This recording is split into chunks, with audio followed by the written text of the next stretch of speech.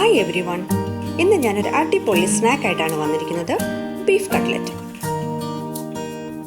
ഇതിനാവശ്യമായ ഇൻഗ്രീഡിയൻസ്: നന്നായി വേവിച്ച് മിൻസ് ചെയ്തെടുത്ത ബീഫ് 250 ഗ്രാംസ്, പച്ചമുളക് 2 എണ്ണം, എരിവ് കുറവ് മതിയെങ്കിൽ 1 ചേർത്താൽ മതി, സവാള 3 എണ്ണം, ഇഞ്ചി ഒരു ചെറിയ കഷ്ണം, വെളുത്തുള്ളി 1/2 ടീസ്പൂൺ, കറിവേപ്പില ഇവ ചെറുതായി അരിഞ്ഞെടുക്കുക. നന്നായി വേവിച്ച് ഉടച്ചെടുത്ത ഉരുളക്കിഴങ്ങ് 2 എണ്ണം, ബ്രെഡ് ക്രംസ്, മുട്ട 2 എണ്ണം, ഇത് നന്നായി ബീറ്റ് ചെയ്തെടുക്കുക. ഇനി ഒരു പാനിലേക്ക് 2 ടേബിൾ സ്പൂൺ വെളിച്ചെണ്ണ ഒഴിച്ചു കൊടുക്കുക. എണ്ണ ചൂടായി കഴിഞ്ഞാൽ നമ്മൾ അരിഞ്ഞു വെച്ചിരിക്കുന്ന ഇൻഗ്രീഡിയൻസ് ഓരോന്നായി ഇതിലേക്ക് ചേർത്ത് കൊടുക്കുക.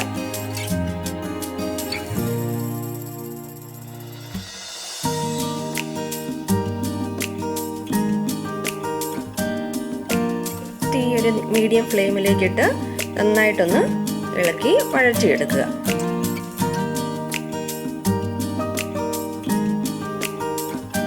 നന്നായി വഴറ്റിയതിനു ശേഷം ഇതിലേക്ക് 1/2 ടീസ്പൂൺ മഞ്ഞൾപ്പൊടി ചേർക്കുക, 1 ടീസ്പൂൺ ചുവന്ന മുളക് പൊടി ചേർക്കുക, 1 ടീസ്പൂൺ മീറ്റ് മസാല ചേർക്കുക, 1/2 ടീസ്പൂൺ ഗരം മസാല, പിന്നെ 1/4 ടീസ്പൂണോളം കുരുമുളക് പൊടിയും കൂടെ ചേർത്ത് കൊടുത്ത് നന്നായി മിക്സ് ചെയ്തെടുക്കുക.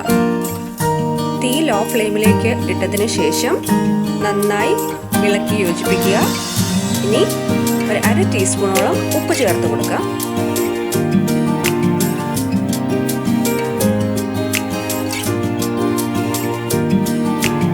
ഇതിലേക്ക് മിൻസ് ചെയ്ത് വെച്ചിരിക്കുന്ന മീറ്റ് ആഡ് ചെയ്ത് കൊടുക്കണം.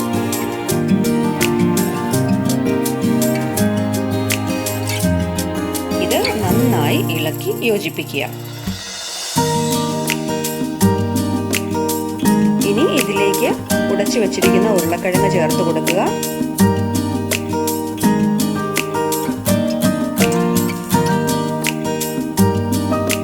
സമയം തീ ഒരു ലോ ഫ്ലെയിമിലേക്ക് മാറ്റുക.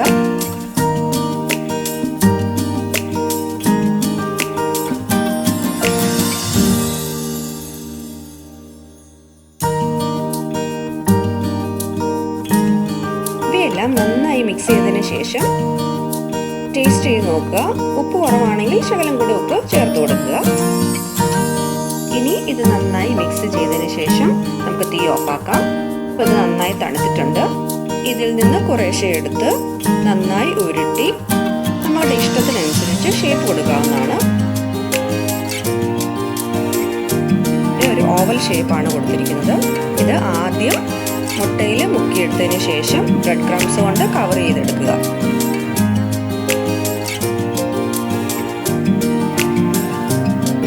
കട്ട്ലറ്റ് വറുത്തെടുക്കാൻ ആവശ്യമായ എണ്ണ എടുക്കുക. തീ ഒരു മീഡിയം ടു ഹൈ ഫ്ലെയിമിലേക്ക് സെറ്റ് ചെയ്യുക. എണ്ണ നന്നായി ചൂടായതിനു ശേഷം ഓരോന്നായി ഇട്ടുകൊടുത്ത് വറുത്തെടുക്കുക. ഒരു ഗോൾഡൻ ബ്രൗൺ കളറാവുന്ന സമയത്ത് നമുക്കത് മറിച്ചിട്ട് കൊടുക്കാവുന്നതാണ്.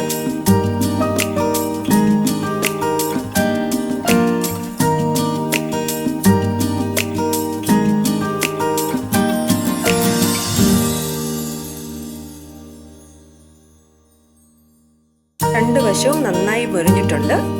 ഇതൊരു പ്ലേറ്റിലേക്ക് മാറ്റാം. ഇതുപോലെ തന്നെ ബാക്കി കട്ട്ലറ്റ്സും ഓരോന്നായി വറുത്തെടുക്കുക.